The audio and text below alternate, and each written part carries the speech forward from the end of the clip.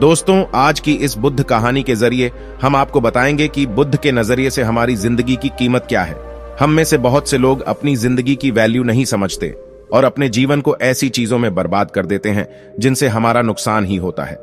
कुछ लोग अपनी जिंदगी शराब के पीछे बर्बाद कर देते हैं, तो कुछ लड़कियों के चक्कर में, और कुछ अपनी सारी जिंदगी पैसा पैसा करके बर्बाद कर देते हैं। तो आज की इस बुद्ध कहानी के जरिए आप जानेंगे कि हमारी जिंदगी कितनी कीमती है और हमें अपनी इस कीमती जिंदगी को किस तरह जीना चाहिए। एक बार की बात है, गौतम बुद्ध अपने शिष्यों को जिंदगी से जुड़ी अच्छी बुरी चीजों का ज्ञान दे रहे थे। सभी शिष्य उनकी बातों को बहुत ध्यान से सुन रहे थे। उन सभी में एक शिष्य ऐसा था जिसे प्रश्न पूछने की बहुत आदत थी। वो उठकर गौतम बुद्ध के पास गया और उनसे बोला, आप हमें जिंदगी के बारे में जो कुछ सिखा रहे हैं उस सब का क्या फायदा, क्योंकि हम में से बहुत से बच्चों को यह भी नहीं पता कि हमारे जीवन का मूल्य क्या है और ये जीवन हमारे लिए कितना कीमती है। पहले आप हमें यह बताइए कि इस जीवन का मूल्य क्या है।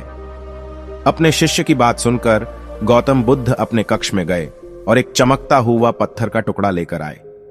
वो टुकड़ा उन्होंने अपने शिष्य को दिया और बोले, मैं तुम्हें इस जीवन का मूल्य तब बताऊंगा जब तुम इस पत्थर का सही मूल्य पता लगाकर आओगे। साथ ही ये ध्यान रखना कि तुम्हें यह पत्थर का टुकड़ा किसी को बेचना नहीं है। गौतम बुद्ध की बात मानकर वो शिष्य बाजार की तरफ चला गया। बाजार में सबसे पहले उसकी नजर एक फल बेचने वाले पर पड़ी और उसने वो पत्थर उस फल वाले को दिखाया और बोला, इस पत्थर के बदले आप मुझे कितने फल दे सकते हो? फल वाला बोला, ये पत्थर कुछ खास तो नहीं है, लेकिन फिर भी इसके बदले में तुम्हें 10 केले दे सकता हूं। वो शिष्य उस पत्थर को लेकर आगे चला गया। फिर उसे एक सब्जी वाला मिला। शिष्य ने उस सब्जी वाले से उस पत्थर की कीमत पूछी। सब्जी वाले ने उस पत्थर को ध्यान से देखा और बोला, इस पत्थर की कीमत के बदले में तुम्हें ज्यादा से ज्यादा एक बोरी भरकर सब्जियां दे सकता हूं। इसके बाद वो शिष्य उस पत्थर को लेकर एक सोने के व्यापारी के पास गया। उस पत्थर की टुकड़े की चमक देखते ही उस सुनार ने उसकी कीमत 100 सोने के सिक्के लगाई। शिष्य ने वो टुकड़ा बेचने से मना किया तो वो सुनार उसके बदले 200 सोने के सिक्के देने को भी राजी हो गया, लेकिन शिष्य ने वो पत्थर नहीं बेचा। इसके बाद वो शिष्य एक हीरों के व्यापारी के पास गया और उनके सामने उसने वो पत्थर के टुकड़े को रख दिया।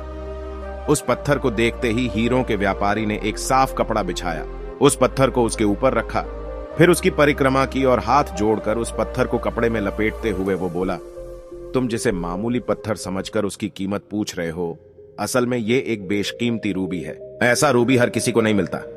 मैं अगर अपना सब कुछ बेच भी दूं तो भी इसकी कीमत नहीं चुका सकता। उस व्यापारी की बातें सुनकर वो शिष्य हैरान हो गया। वो दौड़ा दौड़ा सीधा बुद्ध के पास आया और उन्हें उसने जो कुछ भी बाजार में हुआ वो सब बताया। उसकी अचरज भरी बातें सुनकर गौतम बुद्ध बोले, तुम्हारे सवाल का जवाब इस रूबी की कीमत में ही छिपा है। हमारा जीवन भी एक रूबी है, रूबी की तरह यह भी बेशकीमती है, लेकिन हम इस बात को हमेशा नजरअंदाज करते हैं और अपने जीवन का मूल्य नहीं समझते। हम दूसरों को देखकर और उनके जैसा जीवन जीने की कोशिश में अपने जीवन की कीमत को कम कर देते हैं। हम ये सोचते हैं कि हमारी जिंदगी की कीमत वही है जो दूसरे हमें बताते हैं, लेकिन ये बात हमेशा ध्यान रखना कि सामने वाला अपनी हैसियत, बुद्धि और अपनी समझ के हिसाब से तुम्हारी कीमत लगाता है। जिंदगी सिर्फ एक बार मिलती है, इसलिए इसको बर्बाद ना करें। अपनी जिंदगी को उतना ही कीमती समझें जितना कीमती आप अपने बैंक में रखें रुपयों को समझते हैं। आज के समय में लोग अपनी जिंदगी से ज्यादा कीमती प्यार, पैसों और दिखावे से भरी चीजों को समझते हैं। प्यार के चक्कर में लोग सुसाइड कर लेते हैं। पैसों के चक्कर में ऐसा काम करने लग जाते हैं जिससे उनकी जिंदगी बर्बाद हो जाती है। नाम कमाने के चक्कर में उल्टे सीधे काम करने लग जाते हैं।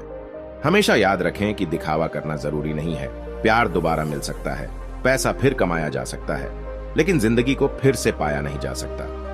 इसलिए अपनी इस बेशकीमती जिंदगी को अच्छे से जिएं, हर पल का आनंद लें। कभी ये ना सोचें कि आप इस दुनिया में किसी काम के नहीं हैं, ना कभी ये सोचें कि आपकी जिंदगी व्यर्थ है।